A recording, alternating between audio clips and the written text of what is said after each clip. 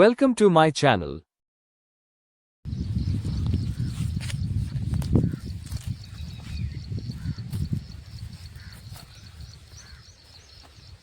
नमस्कार. आपल्या सर्वांचं पुन्हा एकदा स्वागत आहे आपल्या संतोष सातपुते या यूट्यूब चॅनलमध्ये.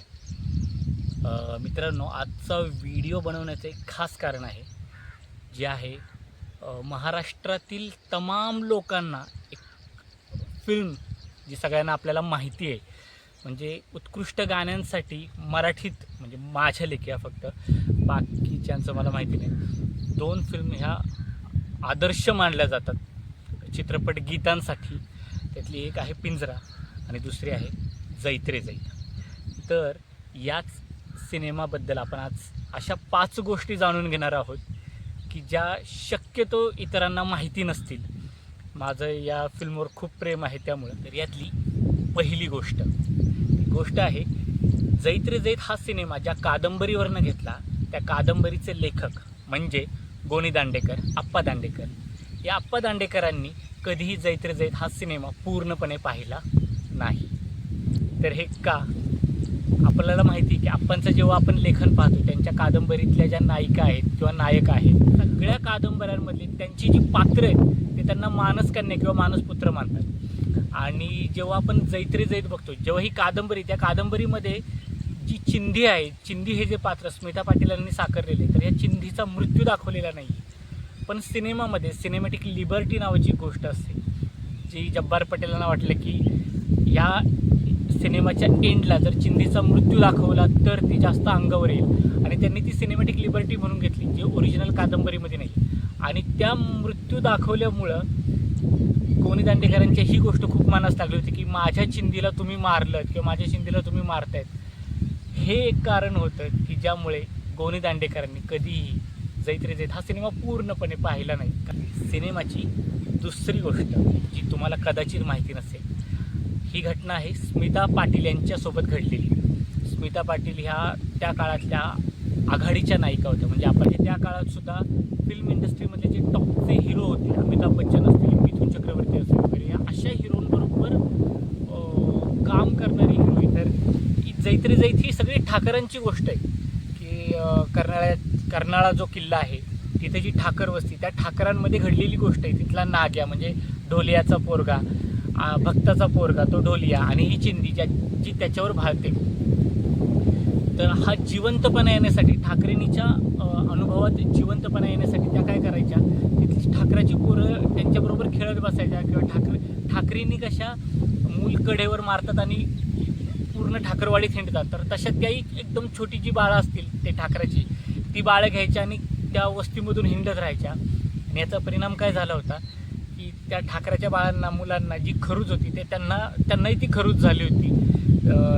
15-20 दिवस त्यांच्यामध्ये वावरल्यामुळे. आणि जब्बार पटेलांना टेन्शन आलं होतं की हिरोईनला खरूज झाली तर शूटिंग वगैरे थांबते का काय, पण त्यांनी थांबवलं नाही. स्मिता पाटीलांनी दोन्ही गोष्टी थांबवल्या नाहीत. त्या ठाकरांच्या बाळाबरोबर फिरणं, खेळणं हे सुद्धा थांबवलं नाही, आणि शूटिंगही थांबवलं नाही. ते म्हणले की ठाकरेंना सुद्धा होतच असतील की खरूज वगैरे, आणि इतके डेडिकेटेड होत्या त्या कामासाठी. तर ही झाली दुसरी गोष्ट. तिसरी गोष्ट, जैत रे जैत हा खऱ्या अर्थानं म्युझिकल सिनेमा होता.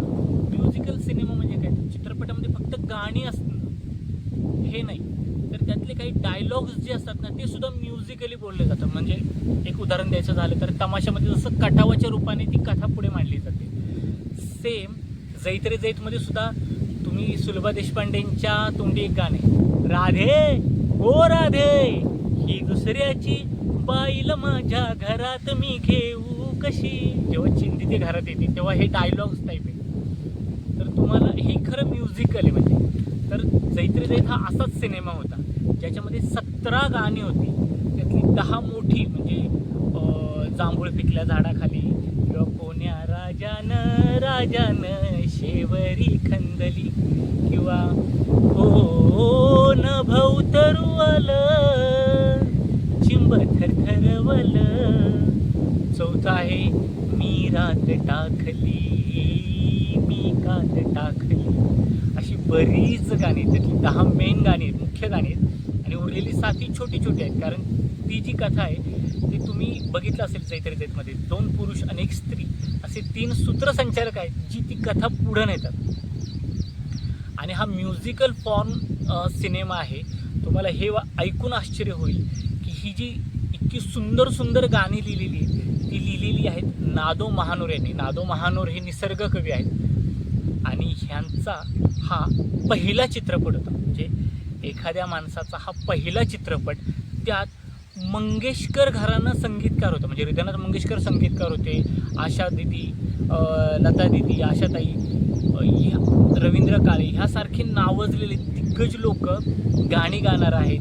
हृदयनाथ मंगेशकरचे उत्तम काव्याचे जाणकार आहेत, ते संगीत देणार आहेत. तर एखाद्या माणसावर ह्या गोष्टीचं किती बर्डन यावं.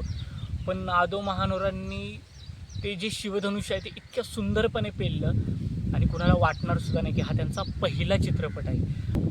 चौथी गोष्ट जी या चित्रपटाबद्दल माहिती नसेल मे बी, तर या चित्रपटातील जी 17 गाणी आहेत त्यामध्ये हृदयनाथ मंगेशकर यांनी सांगितलं नादो महानोरांना की महानोर 16 गाणी तुम्ही तुमच्या पद्धतीने लिहा, फक्त एक गाणं जे असेल त्याचा मी मीटर बांधून देईन, तर त्या पद्धतीने लिहा. म्हणजे आता मी बऱ्याच संगीतकारांबरोबर काम केलेलं आहे, तर तुम्हाला माहिती असेल की चित्रपटसृष्टीमध्ये बऱ्यापैकी 90% गाणी ही आधी चाल बांधलेली असते, आधी मीटर बांधलेला असतो आणि त्या मीटरवर लिहिली जातात.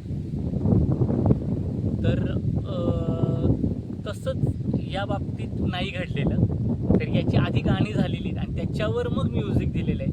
तर हृदयनाथ मंगेशकर यांनी खूप सुंदर किस्सा सांगितलेला की नादो महानोर यांच्या कविताच मीटरमध्ये होत्या आणि त्यांना वेगळी काहीतरी चाल लावायला याला फार काही प्रयत्न करावे लागले नाहीत आणि इतकं सुंदर अप्रतिम हे संगीत आपल्याला मिळालेलं आहे. तर त्या गाण्याचा एक किस्सा आहे की त्यांनी जे 17वं गाणं सांगितलं होतं, तर त्या 17व्या गाण्याचा त्यांनी मीटर सांगितलं होतं. मीटर म्हणजे ती आधी एक बंदिश होती, ती बंदिश नादो महानोरांना ऐकवली.